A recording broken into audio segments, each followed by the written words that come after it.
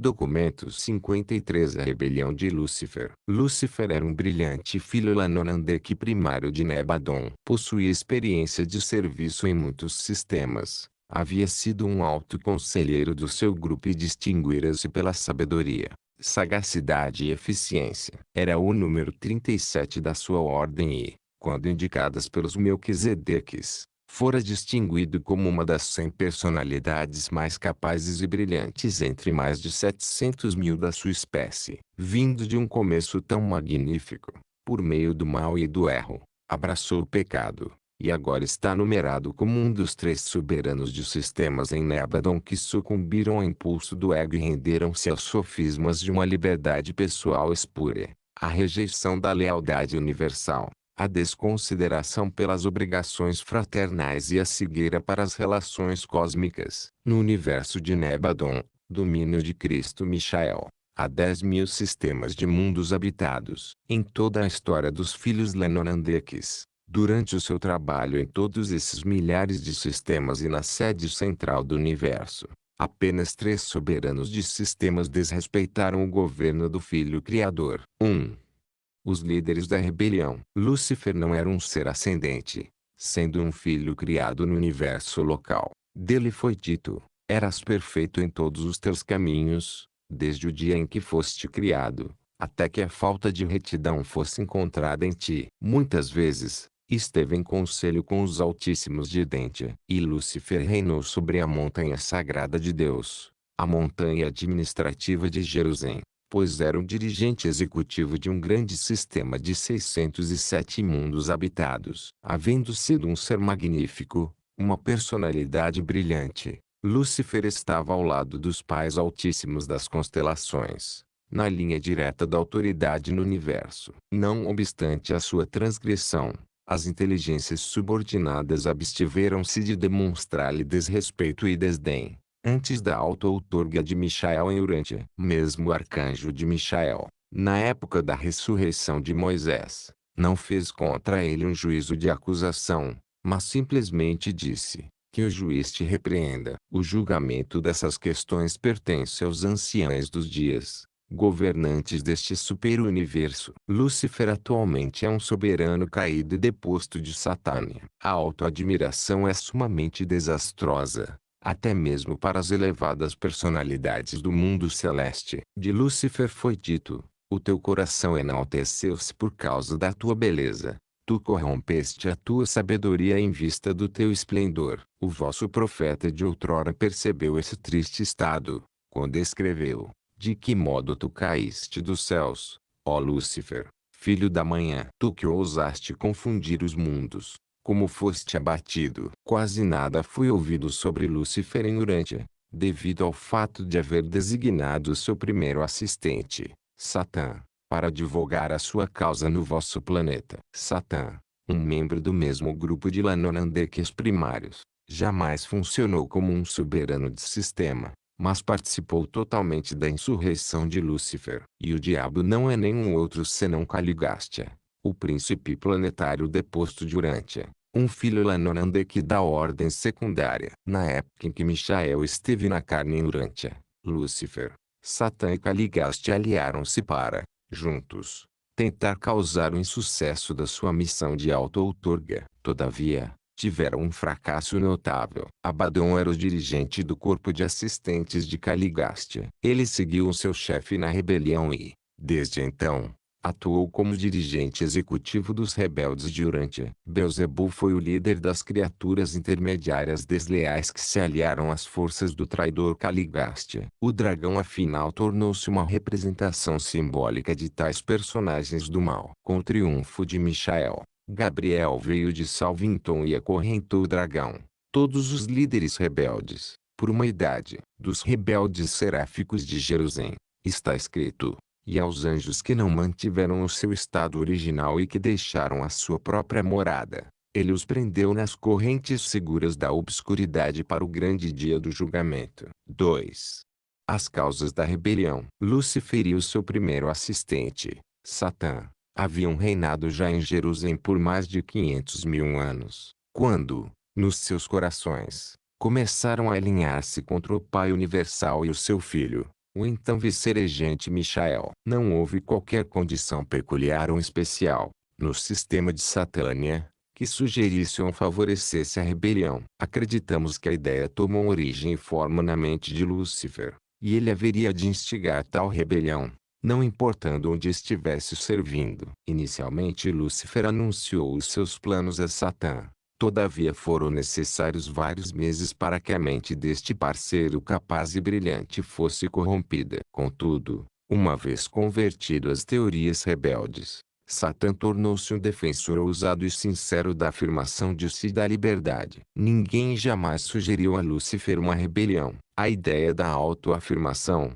em oposição à vontade de Michael e aos planos do Pai Universal, tais como representados por Michael, teve a sua origem na própria mente de Lúcifer. As relações dele com o Filho Criador haviam sido sempre estreitas e cordiais. Em nenhum momento, antes da exaltação da sua própria mente, Lúcifer chegara a exprimir abertamente qualquer insatisfação com a administração do universo. Não obstante o seu silêncio, por mais de 100 anos do tempo padrão, os Uniões dos Dias em Salvington haviam informado, por refletividade, para o Versa, que nem tudo estava em paz na mente de Lúcifer. Essa informação foi também encaminhada ao Filho Criador e os pais da constelação de Norlatiadec. Ao longo desse período, Lúcifer tornou-se cada vez mais crítico de todo o plano de administração do universo, sempre, no entanto, professando lealdade sincera aos governantes supremos. A sua primeira deslealdade,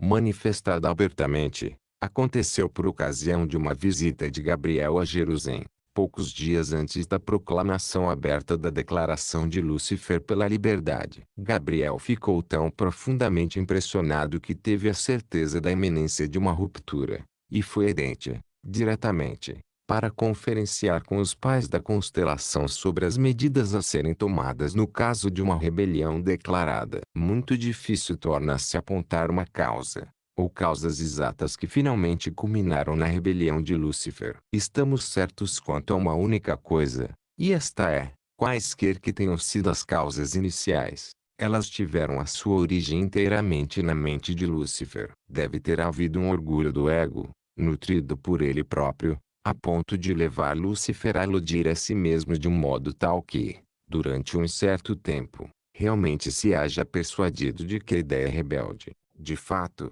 era para o bem do sistema, se não do universo. Quando os seus planos haviam já sido desenvolvidos, a ponto de levá-lo à desilusão, sem dúvida ele havia ido longe demais e o seu orgulho original, gerador da desordem, não lhe permitiria parar. Em algum ponto nessa experiência, ele tornou-se insincero, e o mal evoluiu em pecado deliberado e voluntário. A prova de que isso aconteceu está na conduta subsequente desse brilhante executivo. A ele foi oferecida, desde longa data, a oportunidade clara de arrependimento. No entanto, apenas alguns dos seus subordinados aceitaram a misericórdia oferecida. Os fiéis dos dias de Dente, a pedido dos pais da constelação, apresentaram pessoalmente o plano de Michael para a salvação desses rebeldes flagrantes. No entanto, a misericórdia do Filho Criador foi sempre rejeitada, e rejeitada com um desprezo e desdém sempre maiores. 3.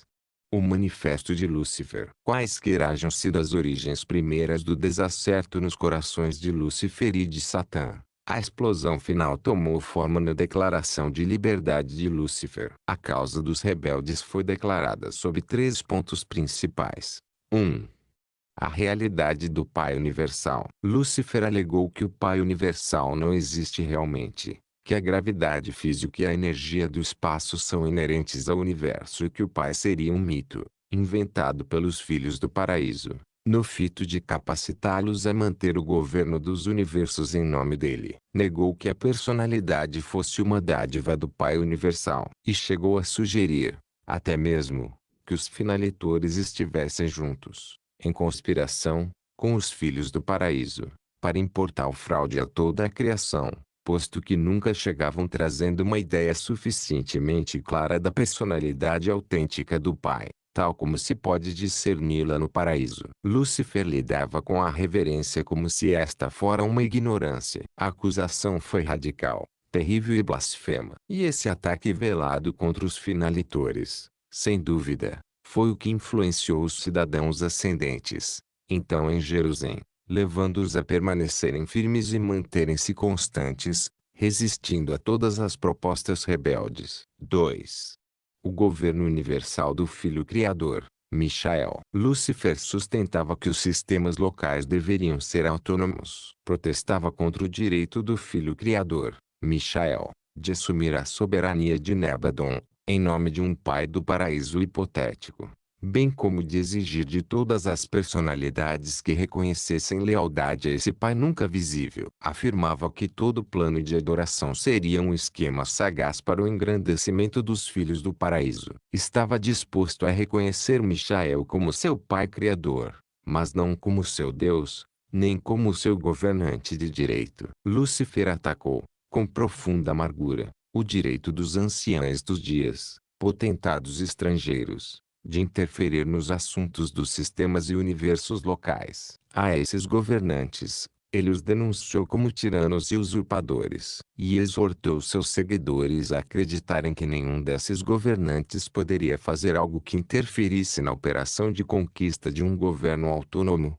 desde que homens e anjos tivessem então só a coragem para afirmar-se a si próprios bem como, de modo ousado, reclamar os seus direitos. Argumentou que os executores dos anciães dos dias poderiam ser impedidos de funcionar nos sistemas locais. Para tanto bastava que os seres nativos afirmassem a sua independência. Sustentava que a imortalidade era inerente às personalidades do sistema, que sendo natural e automática, a ressurreição, todos os seres viveriam eternamente, não fossem os atos arbitrários e injustos dos executores a mando dos anciães dos dias. 3. O ataque ao plano universal de aperfeiçoamento dos ascendentes mortais. Lúcifer sustentava que um tempo longo demais e uma energia excessiva estavam sendo despendidos no esquema de instruir e preparar tão cuidadosamente os mortais ascendentes, nos princípios da administração do universo, princípios estes que, ele alegava, seriam sem ética e malsãos. Protestava contra o programa, com a duração de idades, de preparo dos mortais do espaço para um destino desconhecido, e apontou a presença do corpo de finalitores em Jerusalém como prova de que tais mortais haviam despendido tempo excessivo na preparação para algum destino que era pura ficção. Indicava, ridicularizando, que os finalitores haviam encontrado um destino não mais glorioso do que o de serem reenviados a esferas humildes, semelhantes às da sua origem. Sugeria que os finalitores haviam sido corrompidos por excesso de disciplina e aperfeiçoamentos prolongados e que, na realidade, eram os traidores dos seus companheiros mortais, pois que estavam agora cooperando com o esquema de escravização de toda a criação às ficções de um destino eterno mítico para os mortais ascendentes. Advogava que os seres ascendentes deveriam desfrutar da liberdade da autodeterminação individual e, condenando-o, desafiava todo o plano de ascensão mortal, tal como estava sendo fomentado pelos filhos de Deus do paraíso e mantido pelo Espírito Infinito. E foi com uma declaração de liberdade como essa que Lúcifer desencadeou a sua orgia de trevas e de morte. 4.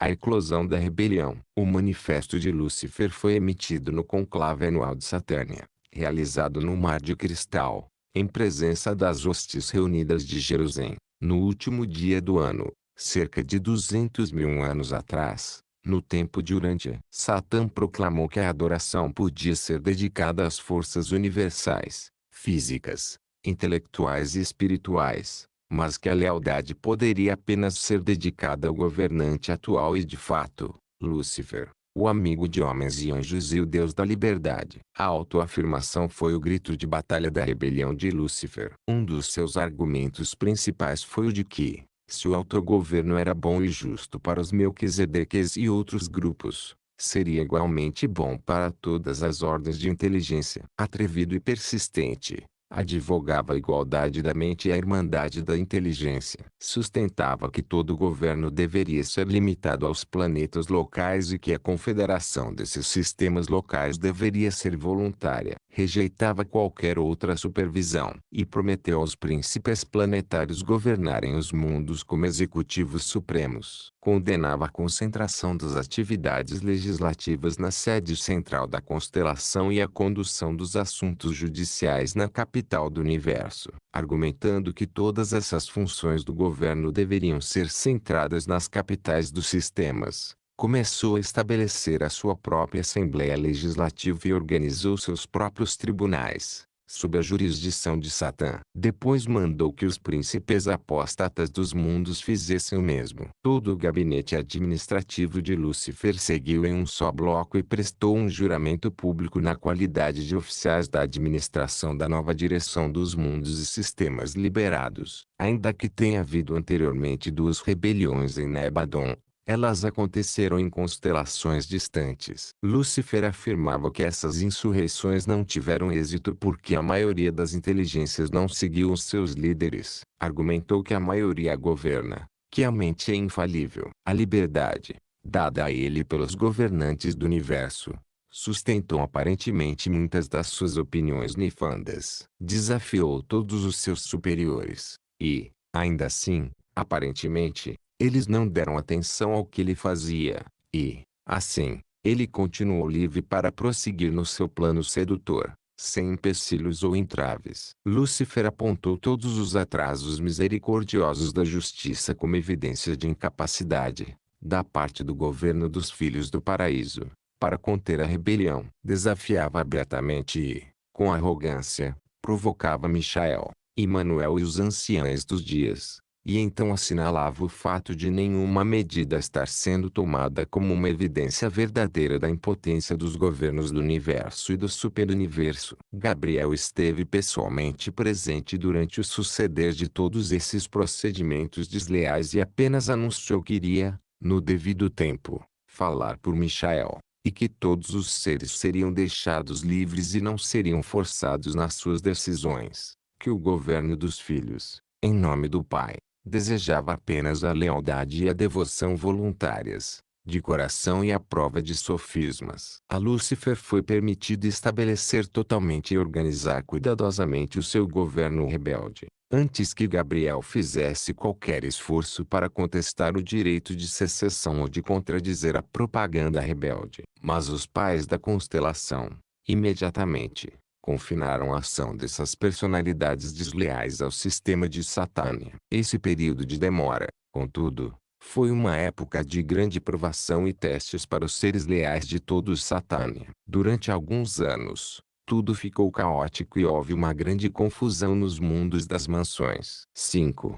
A natureza do conflito. Quando a rebelião de Satã estourou, Michael aconselhou-se com Emanuel, o seu irmão do paraíso. Em seguida a essa significativa conferência, Michael anunciou que seguiria a mesma política que havia caracterizado o tratamento dado a levantes semelhantes no passado, uma atitude de não interferência. Na época dessa rebelião e das duas que a precederam, não havia nenhuma autoridade soberana absoluta e pessoal no universo de Nebadon. Michael governava por direito divino, como vice-regente do Pai Universal, mas não ainda pelo seu próprio direito pessoal. Não havendo completado a sua carreira de auto-outorgas, Michael ainda não havia sido investido com todo o poder nos céus e na terra. Desde o momento da eclosão da rebelião até o dia da sua entronização como governante soberano de Nebadon, Michael nunca interferiu nas forças rebeldes de Lúcifer. A elas foi permitido que agissem livremente por quase 200.000 anos do tempo durante Cristo. Michael agora tem amplo poder e autoridade para lidar prontamente, e até mesmo sumariamente, com esses rompantes de deslealdade, mas duvidamos que a autoridade soberana o levasse a agir diferentemente se outro desses levantes ocorresse. Posto que Michael escolheu permanecer à margem da atividade da guerra, na rebelião de Lúcifer, Gabriel reuniu o seu corpo pessoal de assistentes em Edente aí, em conselho com os Altíssimos, optou por assumir o comando das hostes leais de Satânia. Michael permaneceu em Salvington, enquanto Gabriel rumou para Jerusalém e, estabelecendo-se na esfera dedicada ao Pai, o mesmo Pai universal cuja personalidade Lúcifer e Satã punham em dúvida, na presença das hostes reunidas das personalidades leais, Gabriel e sua bandeira de Michael, o emblema material do governo da Trindade para toda a criação. 3 círculos concêntricos na cor azul celeste sobre um fundo branco. O emblema de Lúcifer era uma bandeira branca com um círculo vermelho ao centro, e dentro do qual se inseria um círculo todo em negro. Houve guerra nos céus. O comandante de Michael e os seus anjos lutaram contra o dragão, Lúcifer, Satã e os príncipes apóstatas, e o dragão e os seus anjos rebeldes lutaram, mas não prevaleceram.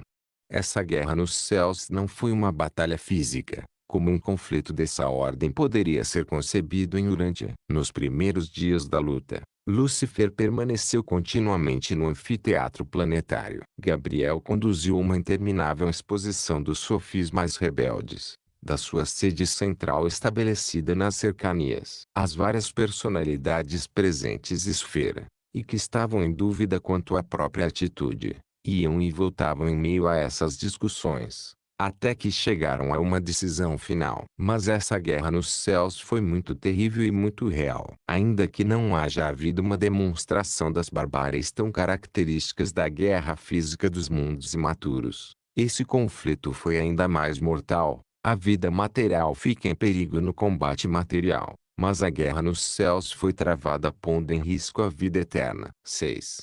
Uma comandante seráfico leal. Muitos atos nobres e inspiradores de devoção e lealdade, realizados por inúmeras personalidades, aconteceram no período entre a explosão das hostilidades e a chegada do novo governante do sistema e seu corpo de assistentes. Mas o mais emocionante de todos os feitos audaciosos de devoção foi a conduta corajosa de Manotia, o segundo no comando da sede central dos serafins de Satânia. No eclodir da rebelião em Jerusalém, o chefe das hostes seráficas uniu-se à causa de Lúcifer. Isso, sem dúvida, explica por que se transviou um número tão grande da quarta ordem, a dos serafins administradores do sistema. Este líder seráfico ficou espiritualmente cego pela personalidade brilhante de Lúcifer e seus modos encantadores fascinaram as ordens inferiores de seres celestes. Simplesmente não podiam compreender como era possível que uma personalidade tão deslumbrante pudesse errar. Manotia disse, não há muito tempo, ao descrever as experiências ligadas ao começo da rebelião de Lúcifer: mas o meu momento mais embriagante foi a aventura emocionante ligada à rebelião de Lúcifer, quando, como segundo comandante seráfico, me recusei a participar do projeto de insultar Michael, e os poderosos rebeldes procuraram destruir-me por intermédio das forças de ligação que se haviam formado. Houve um tremendo levante em Jerusalém, mas nenhum serafim leal sofreu danos. Quando aconteceu que o meu superior imediato entrou em falta, a responsabilidade de assumir o comando das hostes angélicas de Jerusalém recaiu sobre mim, na qualidade de diretor titular dos confusos assuntos seráficos do sistema. Apoiado moralmente pelos Melquisedeques, assistido habilmente por uma maioria de filhos materiais, fui desertado por um enorme grupo da minha própria ordem. No entanto, estive sendo magnificamente apoiado pelos mortais ascendentes em Jerusalém. Tendo sido automaticamente excluídos dos circuitos da constelação, por causa da secessão de Lúcifer, ficamos dependentes da lealdade do nosso corpo de informação, o qual, a partir do sistema vizinho de Rantulha, transmitiu os chamados de ajuda para Edentia, e verificamos que o reino da ordem, o intelecto da lealdade e o espírito da verdade foram inerentemente triunfantes sobre a rebelião, a afirmação do ego e assim chamada liberdade pessoal. Pudemos então prosseguir até a chegada do novo soberano do sistema, o digno sucessor de Lúcifer. Imediatamente depois, fui designado para o corpo de administradores provisórios Melquisedeques de Urântia, e assumi a jurisdição sobre as ordens seráficas leais, no mundo do traidor Caligástia, o qual havia proclamado a sua esfera como um membro do recém-projetado sistema de mundos liberados e personalidades emancipadas, proposto na infame Declaração de Liberdade, emitida por Lúcifer no seu apelo às inteligências amantes da liberdade, do livre pensamento e orientadas para o porvir dos mal administrados e governados mundos de Satânia. Esse anjo, Manotia, está ainda a serviço em Urântia, na função de comandante associado dos serafins. 7.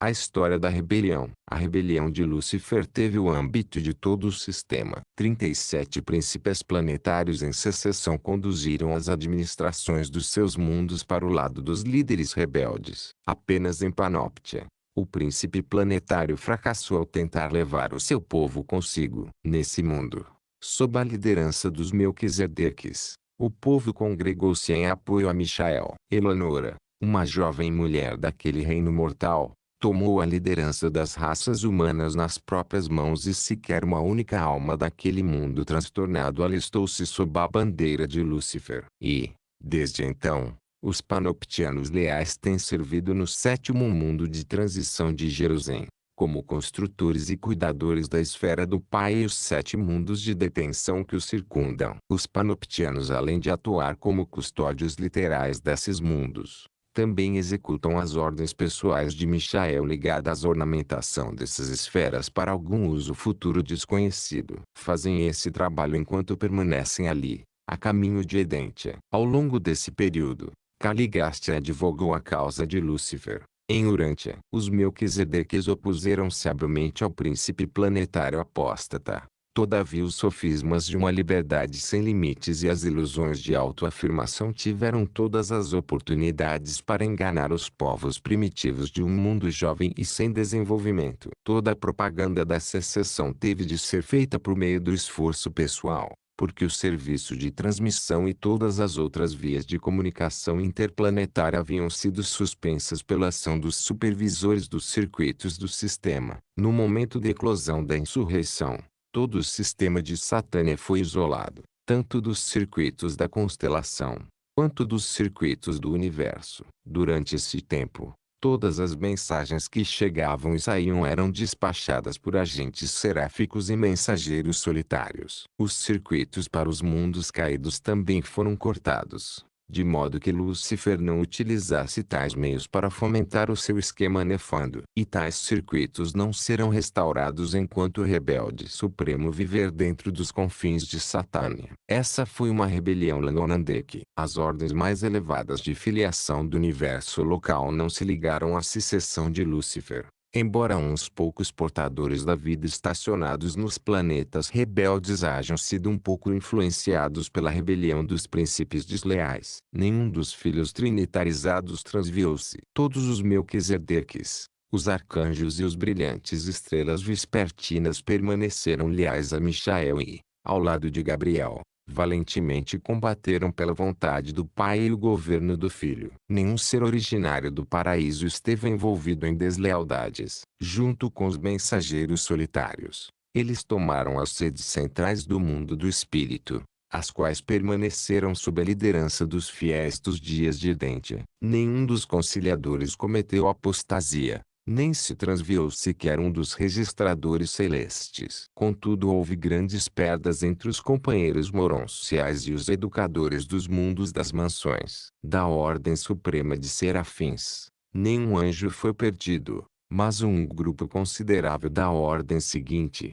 a superior, deixou-se enganar e caiu na armadilha. Do mesmo modo, desviaram-se uns poucos da terceira ordem de anjos, a dos supervisores. O colapso mais terrível, contudo, produziu-se no quarto grupo, o dos anjos administradores, ou seja, os serafins que são designados normalmente para os deveres das capitais dos sistemas. Manotia salvou quase 2/3 deles, mas um pouco mais que 1/3 seguiu os chefes, indo para as fileiras rebeldes. De todos os querubins de Jerusalém, 1/3, ligado aos anjos administradores, foi perdido junto com os seus serafins desleais. Dos ajudantes planetários angélicos, designados para os filhos materiais, cerca de 1/3 foi iludido, e quase 10% dos ministros de transição caíram na armadilha. João viu isso simbolicamente quando escreveu sobre o grande dragão vermelho, dizendo: e a sua cauda atraiu uma terça parte das estrelas do céu e jogou-as na obscuridade. A maior perda ocorreu nas fileiras angélicas, e a maior parte das ordens inferiores de inteligência envolveu-se na deslealdade. Dos 681.217 filhos materiais perdidos em Satânia, 95% foram vítimas da rebelião de Lúcifer. Um grande número de criaturas intermediárias perdeu-se nos planetas cujos príncipes planetários uniram-se à causa de Lúcifer. Sob muitos aspectos, essa rebelião foi a de maior magnitude e a mais desastrosa de todas as ocorrências semelhantes. Em Nebadon, mais personalidades estiveram envolvidas nessa insurreição do que em ambas as outras. E foi para sua eterna desonra que os emissários de Lúcifer e Satã não pouparam as escolas de educação infantil no planeta cultural Finalitor, procurando corromper logo essas mentes em evolução, até então misericordiosamente mantidas a salvo, vindas dos mundos evolucionários. Os mortais ascendentes, mesmo sendo vulneráveis, resistiram aos sofismas da rebelião, com mais facilidade do que os seres espirituais menos elevados. Conquanto hajam caído, nos mundos mais baixos das mansões, muitos dos mortais que ainda não haviam alcançado a fusão final com os seus ajustadores, ficou registrado, para a glória da sabedoria do esquema de ascensão, que nenhum membro sequer, com cidadania ascendente em Satânia e residente em Jerusalém, participou da rebelião de Lúcifer. Hora após hora e dia após dia, as estações de transmissão de todo Nebadon mantinham-se repletas de observadores ansiosos, de todas as classes imagináveis de inteligências celestes, as quais examinavam avidamente os boletins da rebelião de Satânia e rejubilavam-se quando os relatos narravam continuamente sobre a lealdade inflexível dos mortais ascendentes, que, sob a liderança dos Melquisedeques, resistiram com êxito aos esforços combinados e prolongados de todas as forças sutis do mal, as quais tão rapidamente se haviam congregado em torno das bandeiras da secessão e do pecado. Decorreram mais de 2 anos, do tempo do sistema, desde o começo da guerra nos seus até a instalação do sucessor de Lúcifer. E afinal chegou lá na Forge. Este novo soberano aterrissou no mar de cristal com seus assistentes. Eu estava entre as reservas mobilizadas, em Redentia, por Gabriel, e bem me lembro da primeira mensagem de Lanaforge ao pai da constelação de Norlatiadec,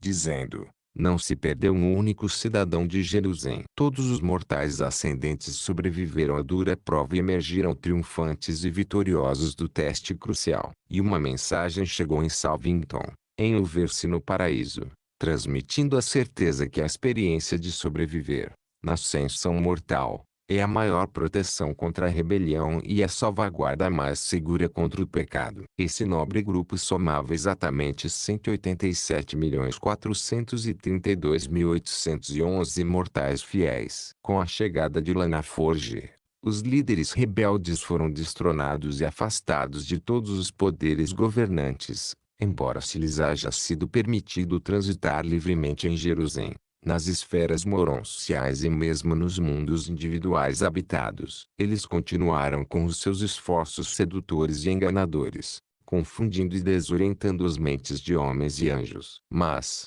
no que concerniu ao seu trabalho no monte administrativo de Jerusalém, não houve mais lugar para eles. Embora Lúcifer haja sido despojado de toda a autoridade administrativa em Satânia, não existia então, no universo local, nenhum poder, nem tribunal que pudesse deter ou destruir esse rebelde perverso. Naquela época, Michael não era ainda um governante soberano. Os anciães dos dias apoiaram os pais da constelação, na sua tomada do governo do sistema, mas nunca baixaram nenhuma medida subsequente, nas muitas apelações, ainda pendentes, com respeito ao status atual e à sorte futura de Lúcifer, Satã e seus parceiros. Assim, pois, foi permitido a esses rebeldes supremos perambular pelo sistema inteiro, a fim de buscar maior penetração para as suas doutrinas de descontentamento e autoafirmação. Todavia, durante quase 200.000 anos do tempo de Urântia, eles não foram capazes de enganar nenhum outro mundo mais. Nenhum outro dos mundos de Satânia foi perdido, Desde a queda dos 37, sequer mesmo os mundos mais jovens povoados desde os dias da rebelião. 8.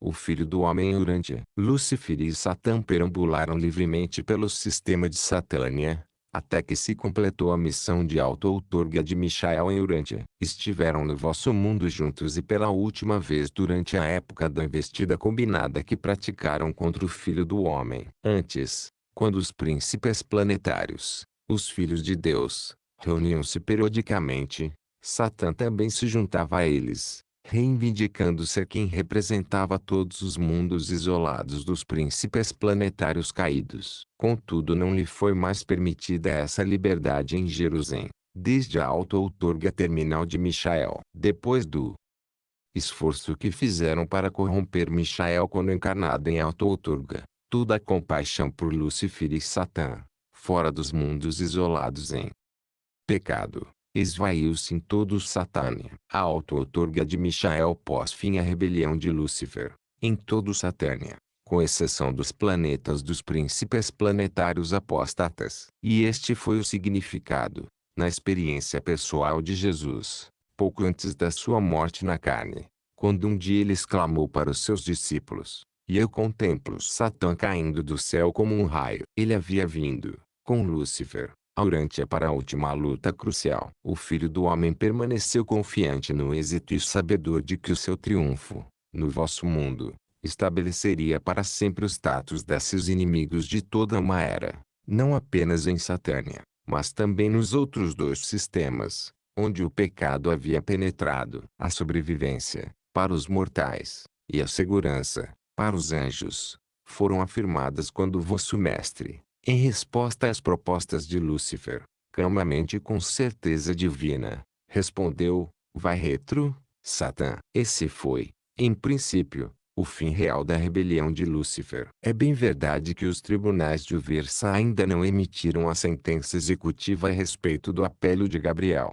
rogando pela destruição dos rebeldes. Contudo, tal decreto irá, sem dúvida, ser emitido no completar do tempo, pois o primeiro passo na audiência desse caso já foi dado. Caligastia foi reconhecido, pelo Filho do Homem, como sendo tecnicamente o príncipe de Urântia, até perto da época da morte de Jesus. Disse Jesus: "Agora é o juízo deste mundo.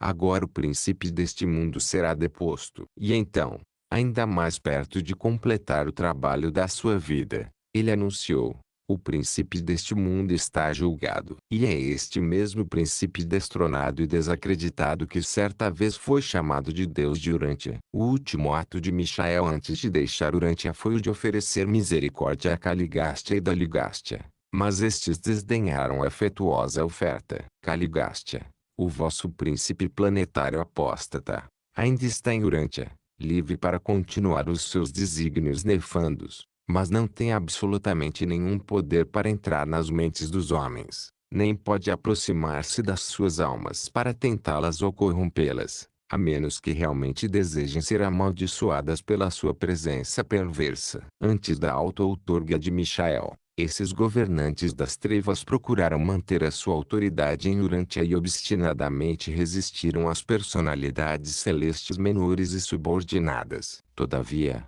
desde o dia de Pentecostes, esses traidores, Caligastia e o seu igualmente desprezível parceiro, Daligastia, passaram a ser servis perante a majestade divina dos ajustadores do pensamento do paraíso e o Espírito da Verdade, o Espírito de Michael que foi efusionado em toda a carne, como protetor. Mesmo assim, porém, jamais nenhum espírito caído teve o poder de invadir as mentes ou acossar as almas dos filhos de Deus. Nem Satã, nem Caligastia não poderiam jamais tocar, nem sequer se aproximar dos filhos de Deus pela fé.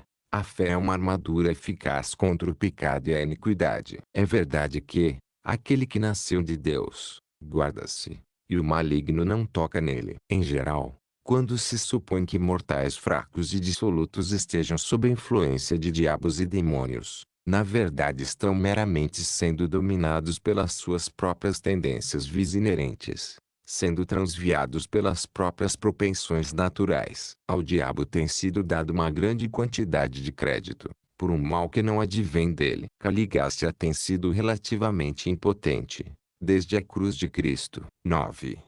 O status atual da rebelião. Nos primeiros dias da rebelião de Lúcifer, a salvação foi oferecida a todos os rebeldes, por Michael. A todos aqueles que dessem prova de arrependimento sincero, ele ofereceu, quando chegasse a alcançar a sua soberania completa no universo, o perdão e o restabelecimento em alguma forma de serviço no universo. Nenhum dos líderes aceitou essa oferta misericordiosa, mas milhares de anjos e ordens inferiores de seres celestes, incluindo centenas de filhos e filhas materiais, aceitaram a misericórdia proclamada pelos panoptianos e lhes foi dada a reabilitação na época da ressurreição de Jesus, há cerca de 1900 anos. Esses seres, desde então, foram transferidos para o mundo do Pai, em Jerusalém, onde devem ser mantidos, tecnicamente presos, até que as Cortes de Uversa baixem alguma decisão sobre o caso de Gabriel versus Lúcifer. Contudo,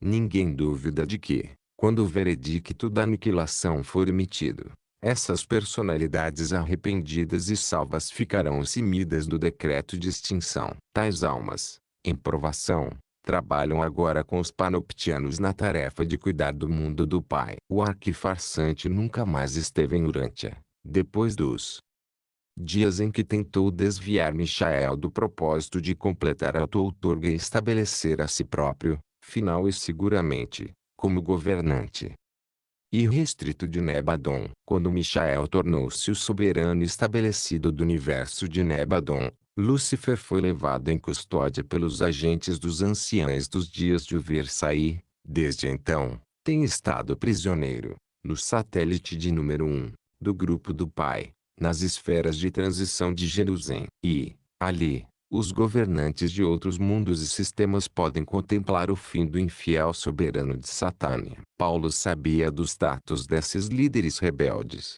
depois da auto-outorga de Michael, pois escreveu sobre os chefes de Caligástia como as hostes espirituais da maldade, nas regiões celestes. Michael, ao assumir a soberania suprema de Nebadon, solicitou aos anciães dos dias autorização para internar todas as personalidades que participaram da rebelião de Lúcifer, até serem emitidas as sentenças dos tribunais do superuniverso para o caso Gabriel versus Lúcifer, assinalado nos registros da Suprema Corte de Uversa há quase 200.000 anos, na medida de tempo adotada por vós. A respeito do grupo da capital do sistema, os anciães dos dias concederam o pedido de Michael, mas com uma única exceção. A Satã foi permitido fazer visitas periódicas aos príncipes apóstatas nos mundos caídos, até um outro filho de Deus ser aceito por esses mundos apóstatas, ou até o momento em que as Cortes de Uversa comecem o julgamento do caso de Gabriel versus Lúcifer. Satã podia vir durante, porque vós não tinhais nenhum filho de categoria com residência aqui, nem príncipe planetário, nem filho material. Machiventa Melquisedeque, desde então, foi proclamado príncipe planetário vice-regente de Urântia, e a abertura do caso Gabriel versus Lúcifer assinalou a inauguração de regimes planetários temporários, em todos os mundos isolados. É verdade que Satã visitou periodicamente Caligástia e outros príncipes caídos, exatamente até o momento da apresentação dessas revelações, quando aconteceu a primeira das audiências solicitadas por Gabriel para o aniquilamento dos líderes rebeldes. Satã, no entanto, está agora incondicionalmente detido nos mundos de prisão de Jerusalém. Desde a auto-outorga final de Michael, ninguém, em todo Satânia, desejou ir aos mundos de prisão para ministrar aos rebeldes internados. E nenhum outro ser foi conquistado pela causa dos enganadores. Por 1900 anos, tal status não sofreu alteração. Nós não antecipamos uma eliminação das restrições atuais feitas a Satânia, antes que os anciães dos dias hajam tomado uma decisão final sobre os líderes rebeldes. Os circuitos do sistema não serão reinstalados enquanto Lúcifer estiver vivo. Nesse meio tempo, ele está totalmente inativo. A rebelião terminou em Jerusalém. Ela cessa, nos mundos caídos, Tão logo os filhos divinos cheguem até eles. Acreditamos que os rebeldes que algum dia iriam aceitar a misericórdia já o fizeram. Todos. Aguardamos pela teletransmissão que, em um clarão de relâmpago, irá privar tais traidores da existência da sua personalidade. Antecipamos que o veredicto de Uversa, a ser anunciado nessa transmissão, indicará a ordem de execução que irá efetivar a aniquilação desses rebeldes aprisionados. E então vós ireis procurá-los nos lugares deles, mas eles não serão encontrados. E aqueles que vos conhecem, entre os mundos, espantar-se-ão convosco, pois fostes um terror, mas nunca mais os sereis novamente. E assim todos esses traidores indignos serão como se nunca houvessem existido. Todos aguardam o decreto de Uversa. Contudo, durante idades, os 7 mundos de prisão, de escuridão espiritual em Satânia, constituíram um solene aviso para todo Nebadon, proclamando eloquente e efetivamente a grande verdade de que o caminho do transgressor é duro, pois dentro de cada pecado está oculta a semente da sua própria destruição, e que a recompensa do pecado é a morte. Apresentado por Manavandete Melquisedeque, anteriormente vinculado à administração provisória durante